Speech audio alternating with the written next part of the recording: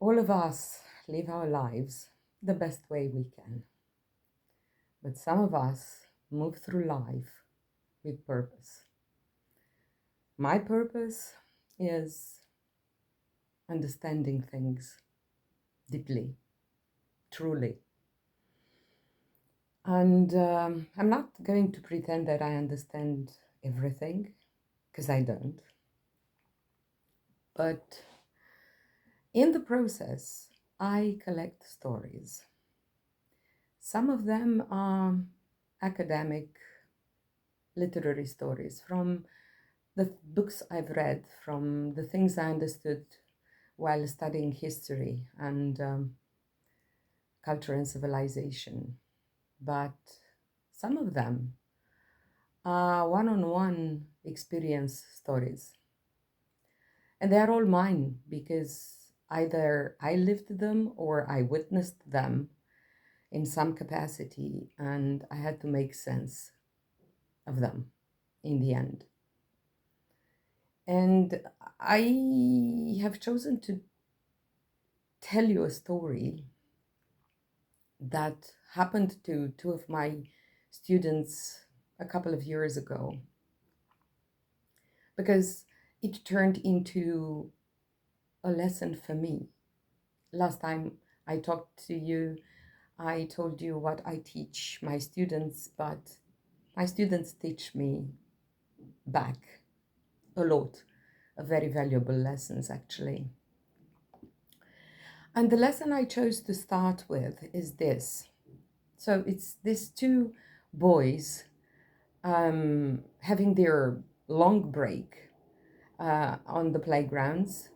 And I was on duty. I was the teacher on duty, supervising them.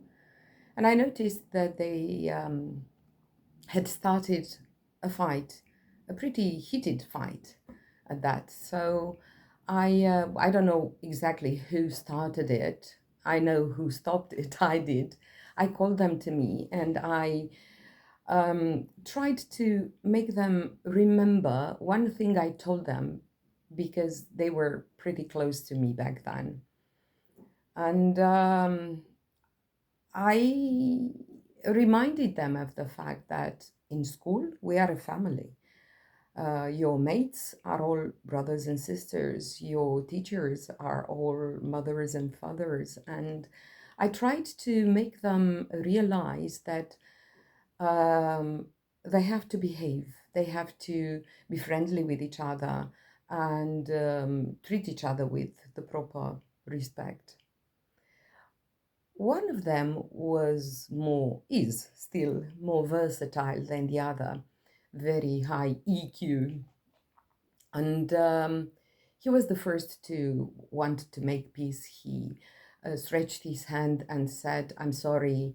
Um, and the other one could not be more adamant about anything than that he didn't want to make peace.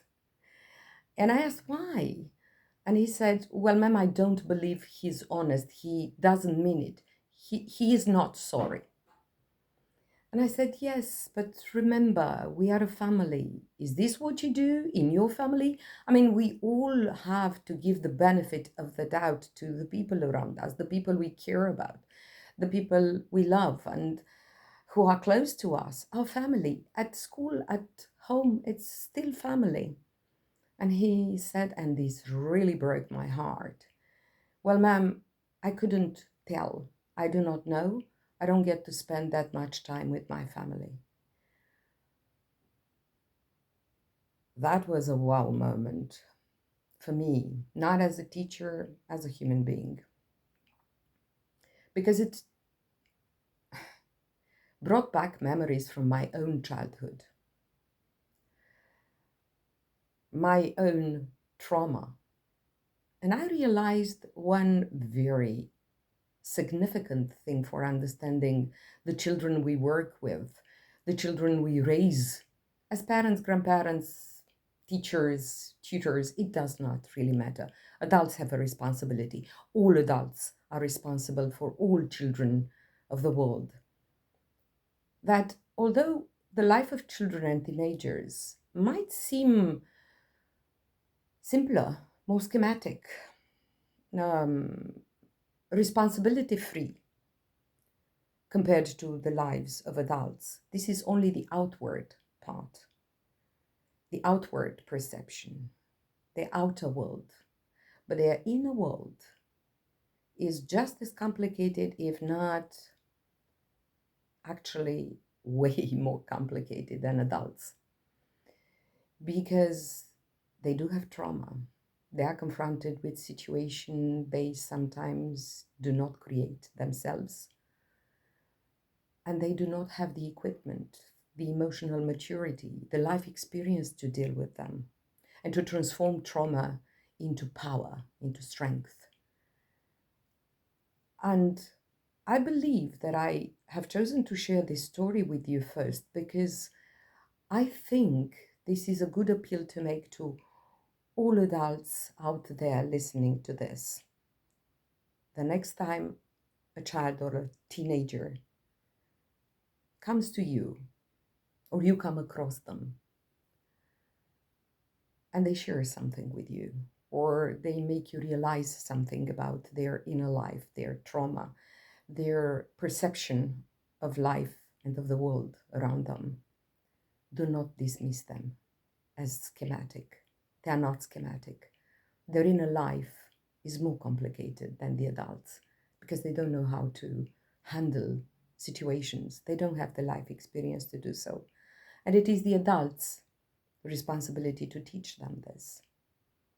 So when you hear something that sounds probably dramatic from the mouth of a child or teenager, take them seriously. Listen, try to analyze, try to understand. And although you may not be able to help them or to save them, I know I cannot save them all, but at least you owe them to try. Because, and I know I'm repeating myself, but these children are the future of mankind, the future of all of you and me. So let's be their rock. Let's be their beacon. Let's be a friend.